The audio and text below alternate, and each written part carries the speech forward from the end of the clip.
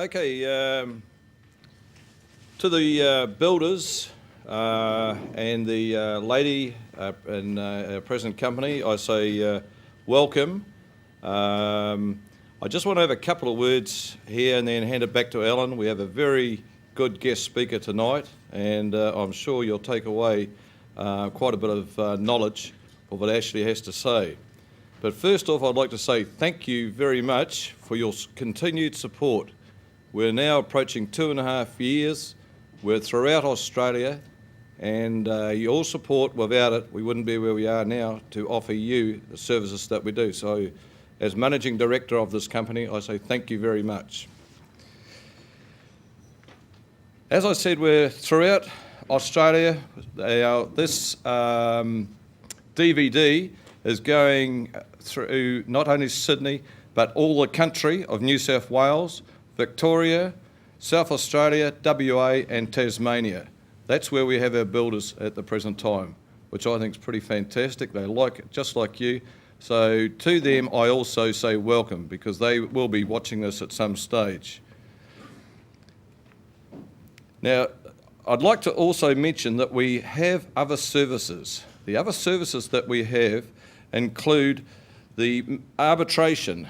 There's Alan and myself, consultants in that field with arbitration, mediation.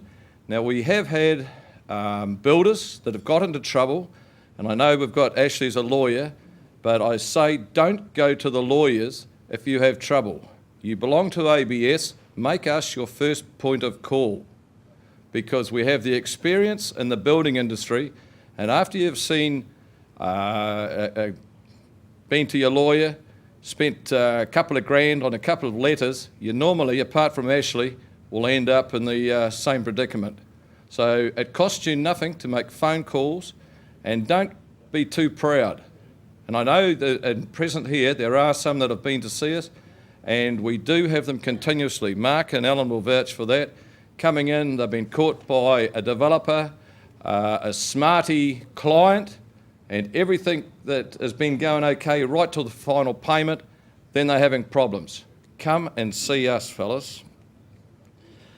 I'd like to also introduce Conrad Sim.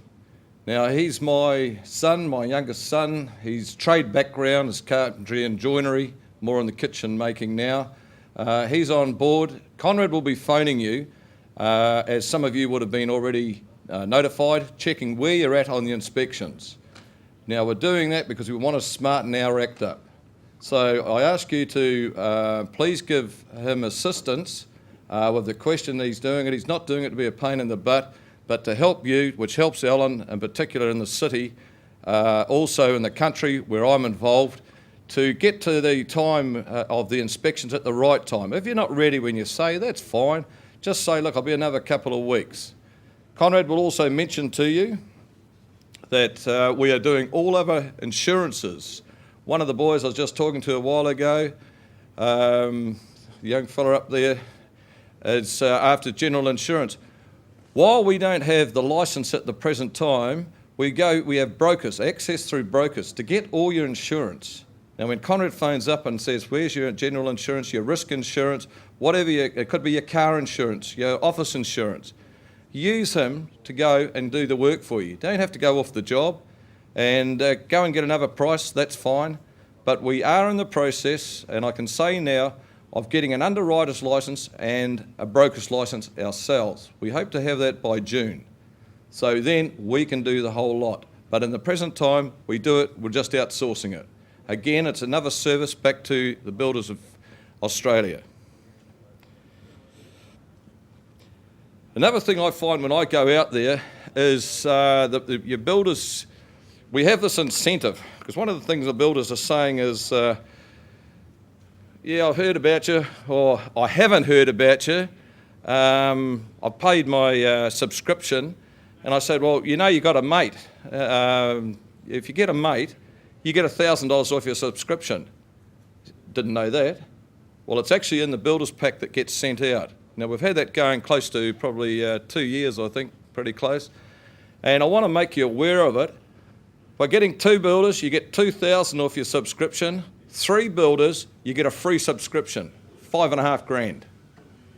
Now, there's probably 2 or 3 builders. I wonder actually if they are working, because they seem to be getting the builders, their mates and whatever, joining us. But this is something that's there for you to take advantage of. And lastly, I'd just like to say welcome. I know Alan's going to do this, so I don't want to steal his thunder. Welcome to Ashley. I've known Ashley for numerous years. In fact, before I got the company going, I ran this past Ashley over a few drinks one night, and it wasn't lemonade or squash. Eventually, when he understood what I was trying to do, it's Ashley's company that's been in and has done all our legal work. And you will notice with the legal work, there is no small print. It's one page, as we've said, all the way along. No one reads fine print until you're in trouble. And all our literature, brochures, no fine print. We're not here to trick or trap you builders. We are your builder's friend. Thanks very much.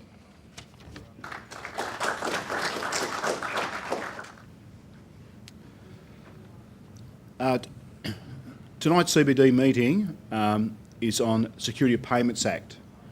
I thought this might be of interest. It's been around since 1999, but a lot of us know very little about it, and I think we can use it to our advantage, or alternatively, we could be caught with it by not knowing the details. Ashley Holland has kindly come along to talk to us about it, and I'd just like to give you a bit of information and background on Ashley. Ashley has been admitted as a solicitor since 1987. His practice almost exclusively involves commercial litigation, which includes construction disputes. Ashley's appeared in construction disputes in the Supreme, District and Local Courts of New South Wales, and Ashley acts in disputes involving both commercial and residential working. Now, what I'd like you to do is ask questions, but please, and ask as many as you want, but leave it to the end if you don't mind. Can I now formally welcome Ashley Holland? Thank you, Ashley.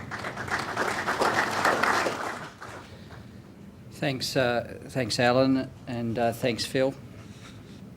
I'll try and make this talk tonight as simple as I can. Unfortunately, the law is often very complicated, but I'll try and speak in as simple terms as I can, and by all means, I welcome any questions at the end that you might have. The Building and Construction Industry Security of Payment Act is an act of the New South Wales Parliament, and it was passed in 1999. It really only got happening in 2000, so it's been around for about 7 years. It's of critical importance to the building industry, and really any builder needs to know about it, both as a means to help you and also to protect you.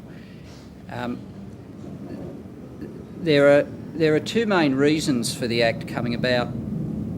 The first is this situation. A builder does a lot of work, and his contract doesn't provide for progress claims. So your exposure to the developer is a lot. You can't get paid as you go along. Okay? That's the first situation that the Act tries to address. And of course it's bad for the builder, because if you can get paid as you go along, your risk is being reduced, isn't it? But if you've got to wait till the end, well, that's a big problem. The second thing that the Act tries to address is this, that you're performing work, for example, for a developer, and he decides he doesn't want to pay. And so then you have to sue that developer. At the moment, disputes in excess of $60,000 go before the district court. A lot of building disputes would fall into that range of money, and you could be months or even more than a year, or in past times, years, before you get your judgment in your favour. So what people saw was happening was that builders would do work and people would say, well, we just don't want to pay you. So then you have to fund out of your own pocket the litigation to get paid by the developer. It takes all this time. You're needing to pay your own subbies. And of course, a lot of builders are just going to the wall because they can't afford to wait that long. So those were the 2 things that this piece of legislation tried to address. One, the fact of some contracts don't have progress claims. Of course, a lot do, but not all. And then secondly, there's the issue about having to wait so long to get a court judgment from a judge.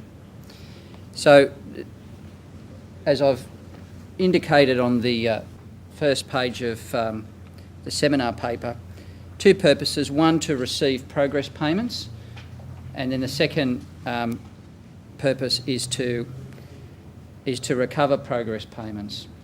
So I indicate that in the paper that you actually get, for any construction contract covered by this Act, which I'll come to what's covered and what's not covered, you get a statutory entitlement to progress payments, okay? And secondly, there's a procedure put in place to get quick payment without waiting the months or the years potentially of getting a court judgment. It doesn't limit your rights under a construction contract. It adds rights to it. Okay. I'll just talk for a minute about what contracts it applies to. It doesn't apply to every single building contract in New South Wales. It does apply to what it defines as construction contracts, which are a contract or arrangement for the construction work or supply of related goods and services. And then it talks in the Act about what construction work includes.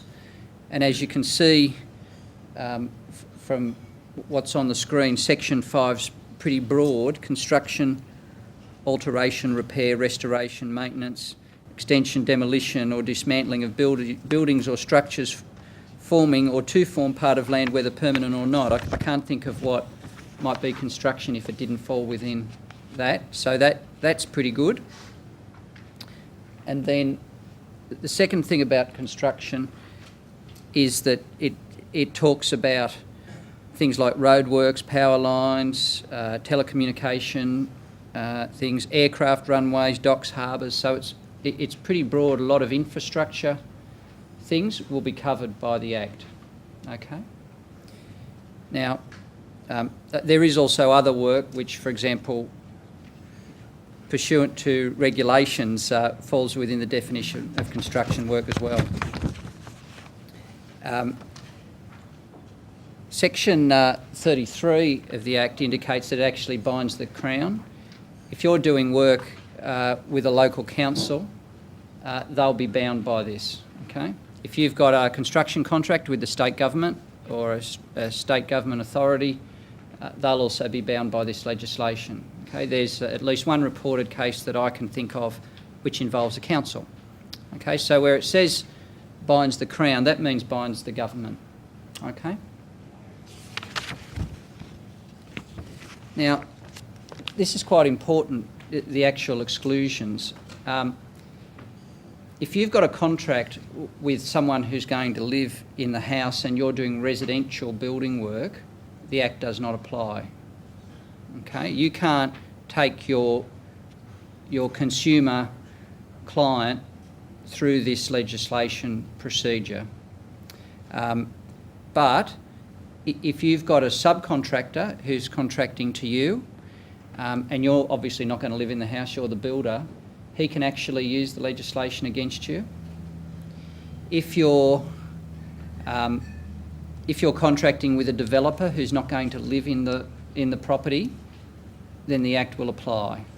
Okay, so the main exception is when you've got a building contract with what lawyers often call mums and dads who are actually going to live in the property, it doesn't apply.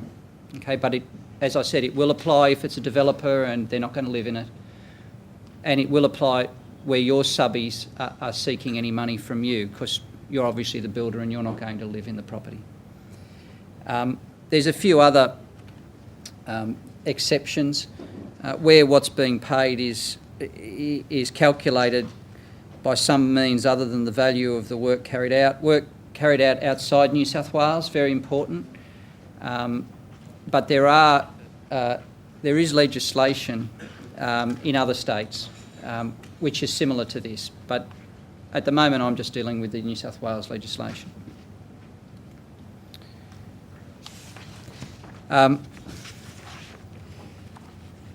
There are some minor exceptions about construction contracts forming part of loan agreements, which I won't trouble you with.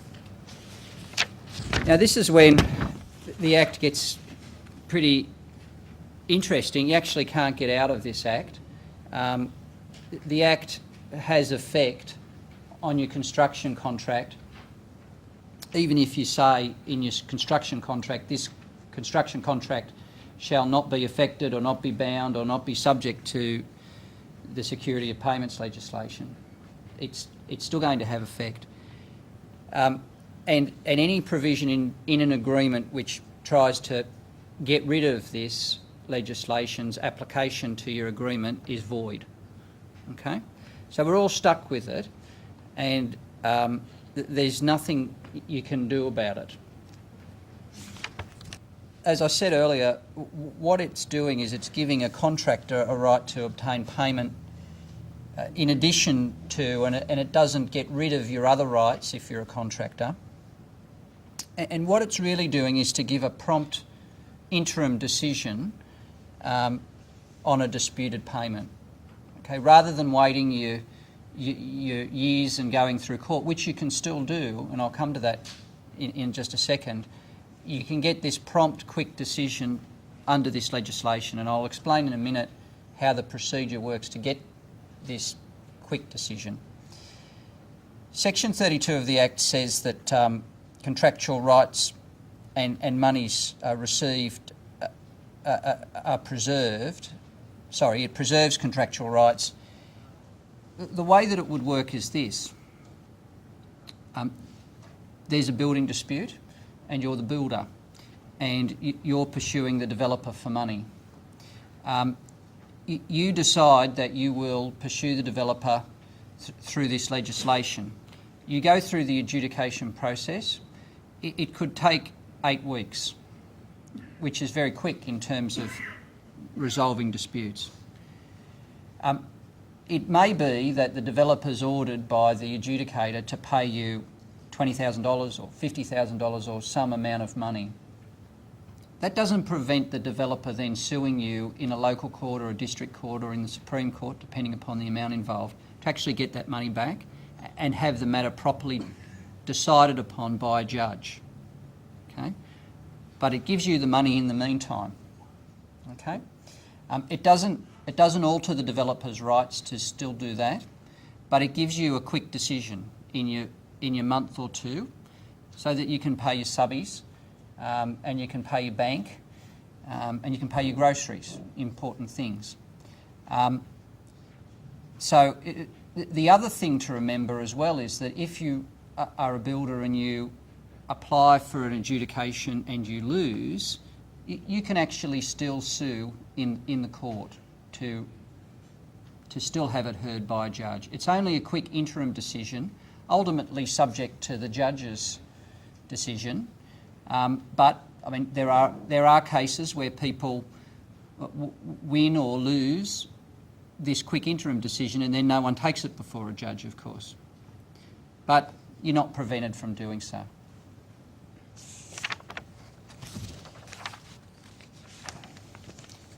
The way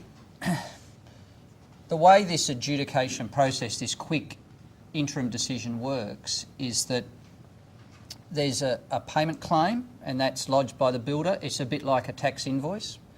And then you've got a payment schedule that's lodged by the person who receives the payment claim, and it says, yes, all the money's owing, we'll pay you, or it says no, or it says part of it is owing. It will obviously vary. And then if the payment schedule says it disagrees with some or all of the payment claim, it's open to the person serving the payment claim to refer it to the adjudicator to decide upon the merits of it.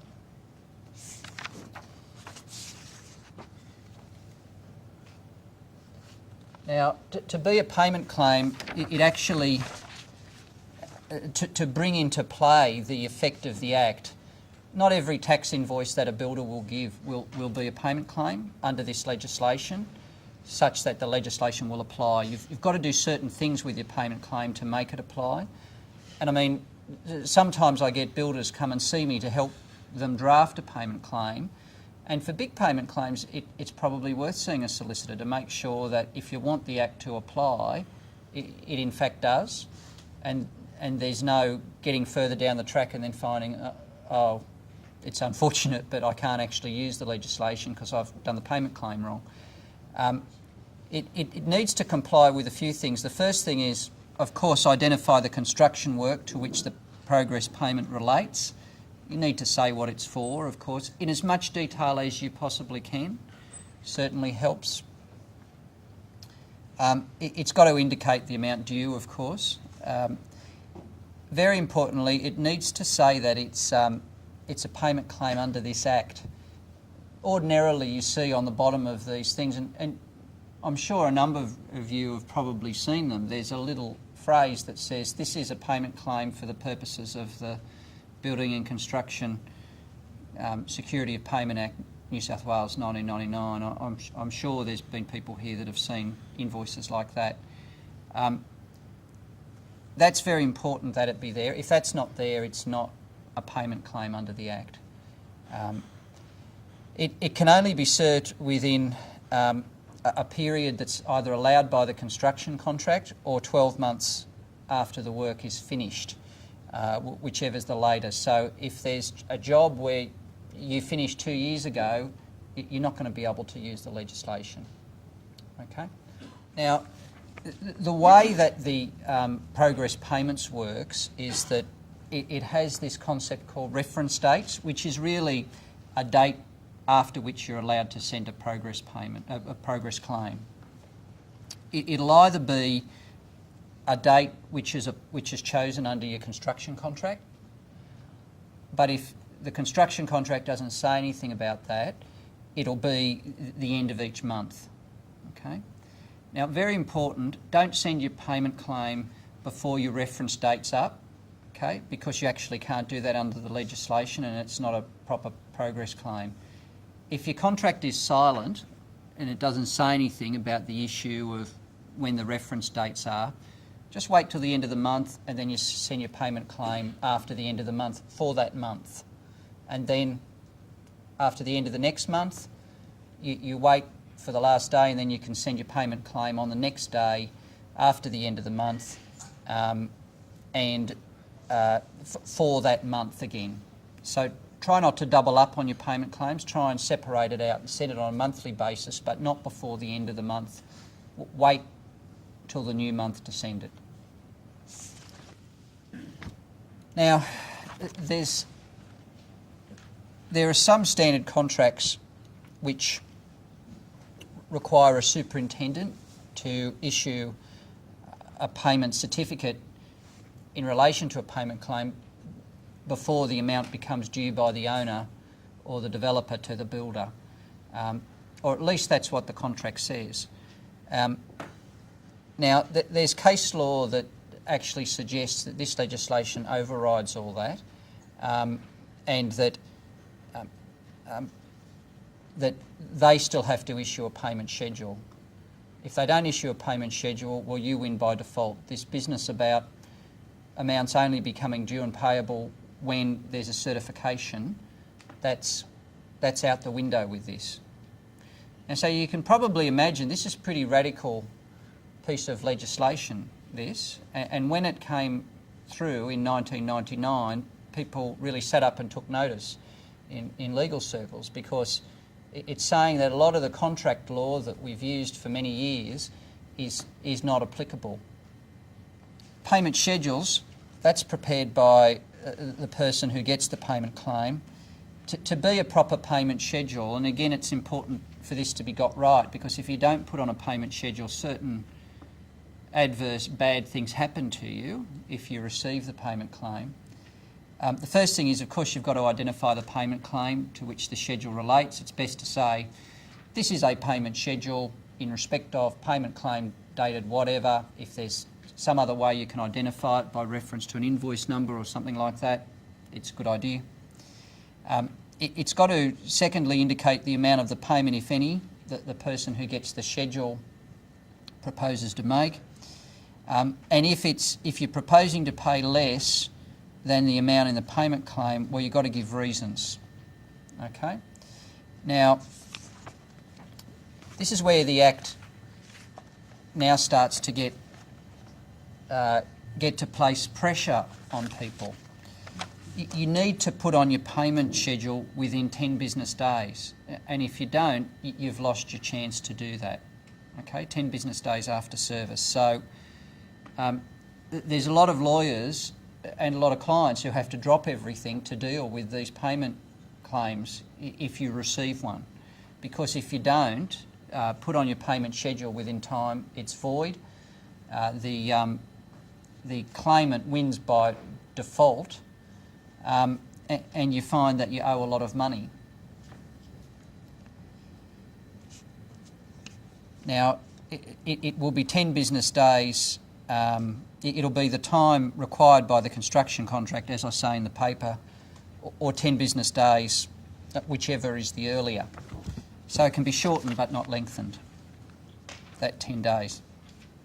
Now, what actually happens if you don't provide a payment schedule? The payment claimant, after they give you the claim, they don't get a payment schedule back, they can sue you for the amount of the payment claim. Now, in those court proceedings, there's actually no defence to them. You actually can't say, oh, well, we've got a cross-claim for a huge amount. There's no defence. You can't raise defects. You can't do anything. That's what you should have done with your payment schedule. Okay? You've waited too long. The second thing that can be done is the claimant can still lodge an adjudication application, which sometimes claimants do.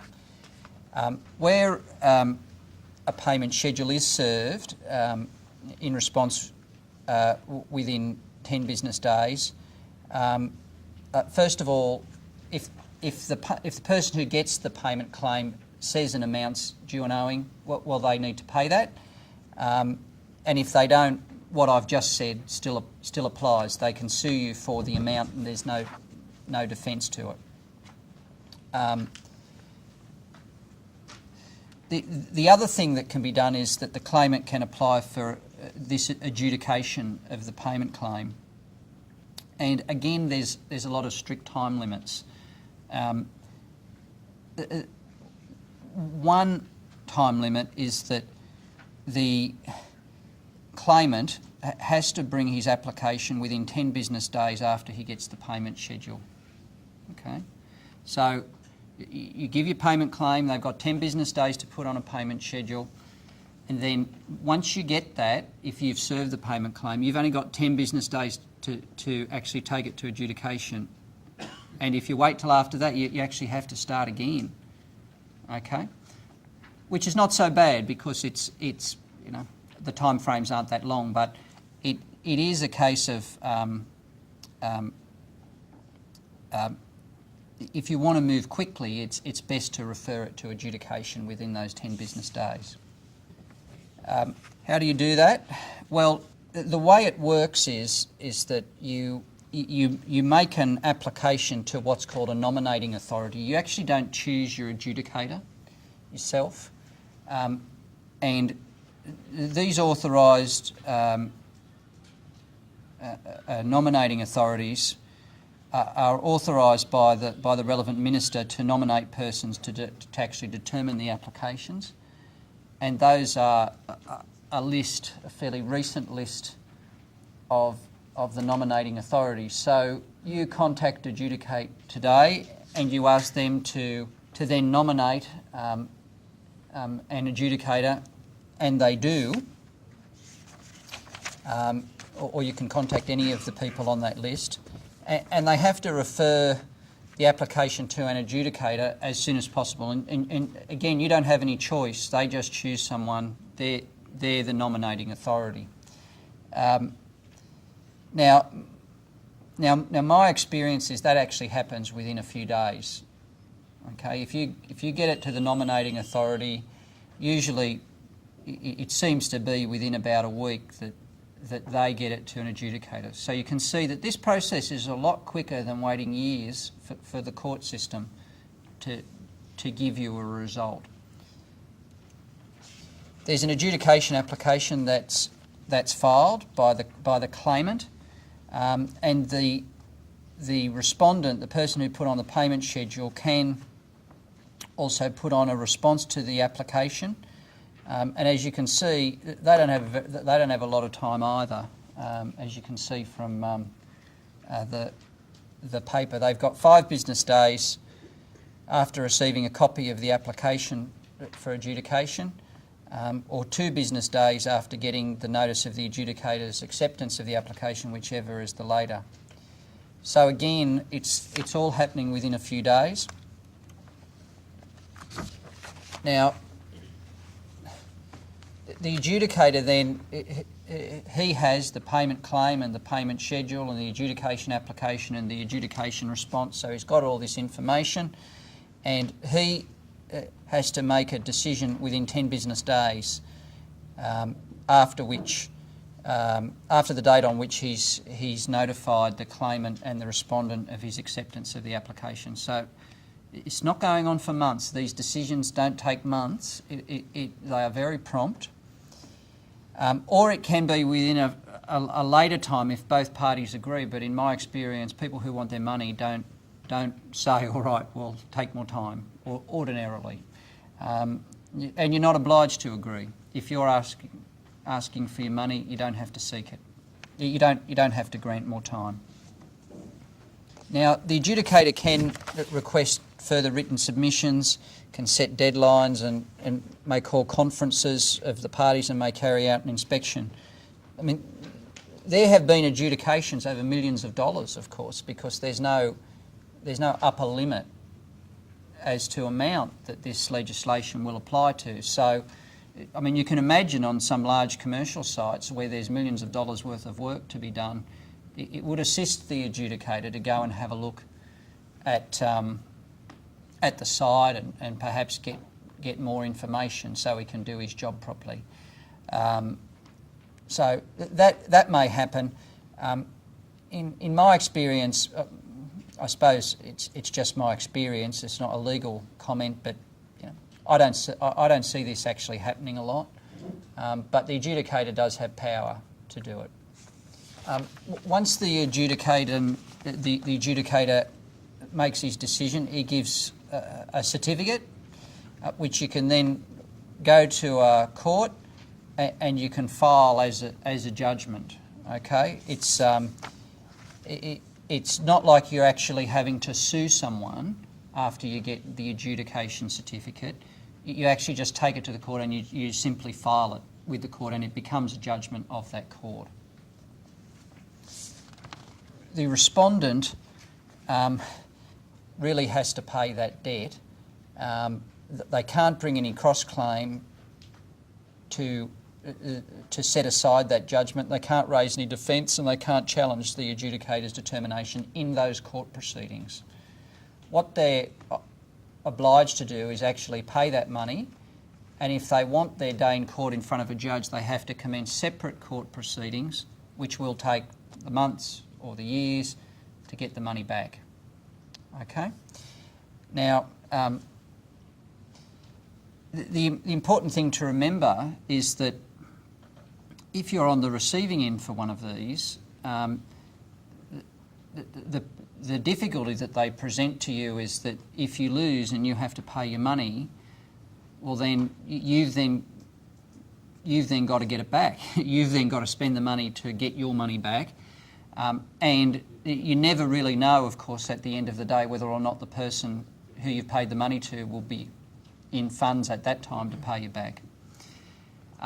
So it's pretty important that if you get to be a part of this process, that you try and do it as correctly as you can and get legal assistance if that's at all possible, and try and spend time in trying to get it right, because if you don't get it right and you lose, whilst you do have a second day in court, it's expensive, there's time involved, and there's no guarantee that you're going to be able to get your money back at the end of the day that you've already paid over.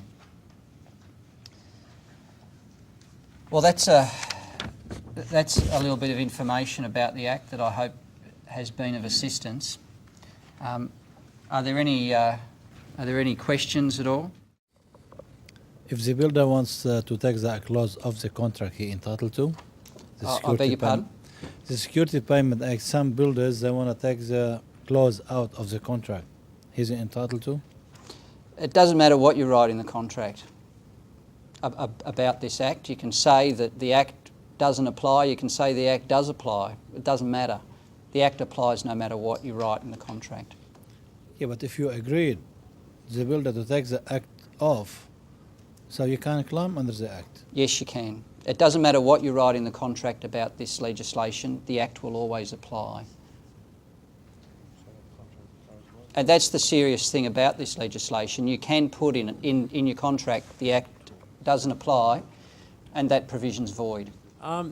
Is it like to get an adjudicator, and does it cost like more than a lawyer? And what are the costs involved as opposed to going through? No, the it's very costs cheap. that you outlay, are you able to get those money back? Well, they're very good questions. The adjudicator does charge, but I mean the sorts of bills that I'm seeing, it's $2,000 or $4,000. I mean it's not cheap, but it's not $60,000. That's the adjudicator's fees. You can't get back your legal fees of going through the adjudication process, which is not good, in my opinion. But you can't. But by the same token, if you lose, you don't have to pay the other side's legal fees. Okay? So really, all you can get back is if you win, it's usual that you will get an order that you get paid some money if you're the applicant, you're the claimant, and the other side has to pay the adjudicator's fees. If you win and you're the respondent, you don't have to pay any money to the claimant, and often the applicant has to pay the adjudicator's fees. Okay? Further to the owner-occupier question, if you're developing 12 townhouses or villas or whatnot and the owner will be occupying one, does that apply to the whole development, or is it Great question. complicated And yes, the answer to that, and I've had to think about it before, is that in my opinion it's not going to apply to the one that you're intending to live in, but the Act will apply to all the others. I mean, obviously, if the developer's an individual, they can't live in them all. So in my opinion, that would apply only insofar as the one, if you can identify it, that you're going to live in. So you need to maybe split the payments up somewhat to reflect? It'd be a good idea. Yeah, I mean, the important thing is that there be a common understanding of which one that you're going to live in. Sure. Okay. Finally, we were looking in 2 months' time at doing painting, but we've been given advice from that Steve Griffin, the General Manager of the Office of Home Building, would be willing to address the meeting. So at this stage, that's what we're looking at having, which I think should be very interesting. Steve Griffin's said there's some new things coming along, and we'll be in a good position to be able to hear about these well and truly before they happen. And I'm sure you'll have lots of questions for him. So I'll now close the meeting, and thank you all very much for attending. Please note that at the place in this DVD where Mr. Holland is describing the notation on any payment claim which needs to indicate that the payment claim is pursuant to the legislation discussed in this seminar, Mr. Holland does not give the full name of the legislation. Mr. Holland confirms that the full name of the legislation is the Building and Construction Industry Security of Payment Act 1999, New South Wales, and Mr. Holland indicates that any payment claim which intends to be sent pursuant to such legislation should bear the following notation. This payment claim is made under the Building and Construction Industry Security of Payment Act 1999, New South Wales.